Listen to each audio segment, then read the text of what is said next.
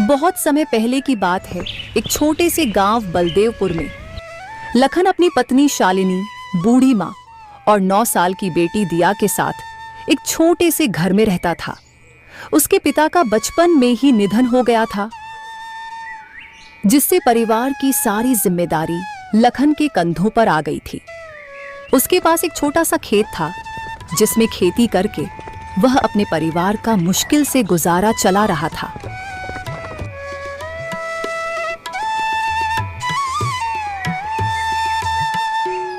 एक सुबह लखन की मां अचानक से बहुत बीमार हो जाती है। लखन के पास इलाज के लिए इतने पैसे तो थे नहीं, तो उसको अपनी जमीन मजबूरन बेचनी पड़ती है। लेकिन किस्मत का खेल तो देखो, उसकी मां का भी देहांत हो जाता है और जो थोड़ी बहुत जमीन थी उसके बिक जाने से लखन की स्थिति पहले से भी दयनीय हो गई थी।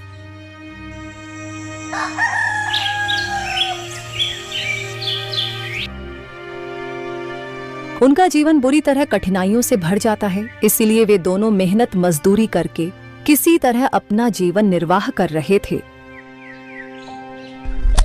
लखन जमींदार के खेतों में दिन भर मेहनत करता, वहीं शालिनी सेठ किरोड़ीमल के घर में साफ सफाई का काम करती थी।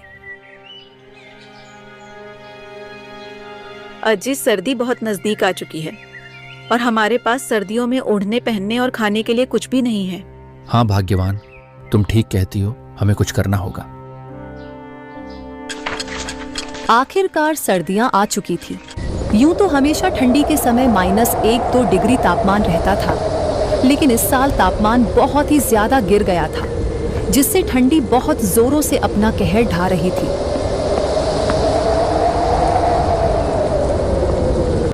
इस वजह से बलदेवपुर गांव के लोग ज्यादा ठंडी के कारण डरे हुए थे। दिन हो या रात, लोग ठंडी के कारण बहुत परेशान थे।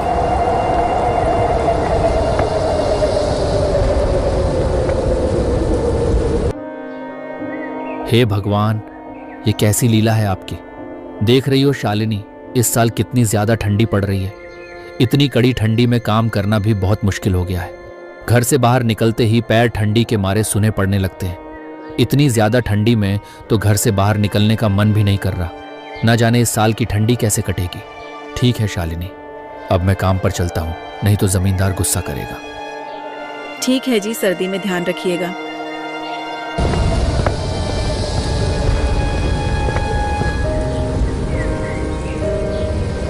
ठीक है बेटी, तेरे पापा भी काम पर चले गए हैं और अब मैं भी चलती हूँ। तुम अपना अच्छे से ध्यान रखना, बाहर मत निकलना, बहुत ठंड है और मैंने खाना बनाकर रख दिया है, तुम टाइम पर खा लेना। ठीक है मम्मी, मैं खा लूंगी, तुम टाइम पर घर आ जाना। इतना कहकर शालिनी वहां से काम के लिए निकल पड़ी। बाहर बहुत ज्यादा सर्दी थी। थोड़ी ही देर में शालिनी सेठ के घर पहुंच जाती है। सेठ का स्वभाव बेहद कठोर था। वह आग के पास खड़ा अपने नौकरों पर चिल्ला रहा था। तभी उसकी नजर शालिनी पर पड़ी और वह उस पर चिल्लाते हुए बोलता है, अरे शालिनी, तुम काम पर इतनी देरी से क्यों आ रही हो? मेरे आदमियों को ही देख लो, सुबह 4 बजे काम पर आ जाते हैं। लगता है तुम काम की कीमत नहीं समझती हो। माफ कीजिए सेठ जी, आज ठंड इतनी ज्यादा थी कि जल्दी उठ नहीं पाई, लेकिन आप फिक्र मत करो, मैं जल्दी जल्दी सब काम निपटा दूंगी। अच्छा, बहाना बनाने तो तुम्हें बहुत आता है। जाओ, चुपचाप काम पर लग जाओ। अगर आज काम में कोई भी गड़बड़ी हुई तो मैं तुम्हारा हिसाब कर दूंगा। तुम्हारी जगह काम करने वाले बहुत बैठे हैं। सेठ की ये बातें सुनकर शालिनी को बहुत दुख होता है, लेकिन वह कर भी क्या सकती थी, ये उसकी मजबूरी थी। वह चुपचाप काम करने जा ही रही थी कि तभी सेठानी उसके पास आती है और कहती है, अरे आप क्यों डांट रहे हो इस बेचारी को? दिखता नहीं बाहर कितनी ठंड है, फिर भी यह काम पर आई है। यह भी तो इंसान है, इस पर आपको जरा सी भी दया नहीं आई? अरे भाग्यवान, इन लोगों को ज्यादा सर पर चढ़ाना ठीक नहीं है, नहीं तो यह कोई भी काम ठीक से नहीं करेंगे।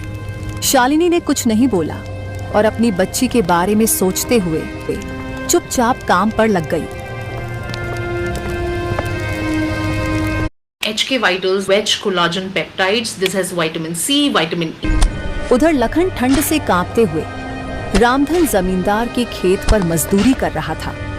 रामधन अपने खेतों का काम कराने के लिए लखन और कुछ और मजदूरों को सख्त निगरानी में रखता था।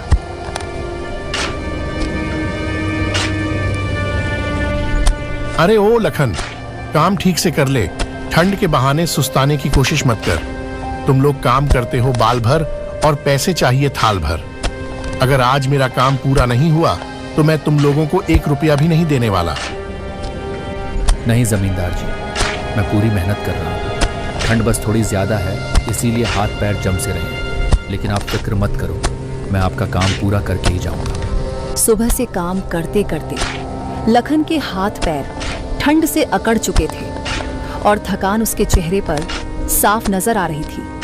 लेकिन उसे अपनी पत्नी और बच्ची की बहुत फिक्र थी, इसलिए वह इतनी ठंड में भी जीतोड़ मेहनत कर रहा था। हे ऊपर वाले, ये कैसी परीक्षा ले रहे हैं? इतनी सर्दी में भी काम करना पड़ रहा है, और अगर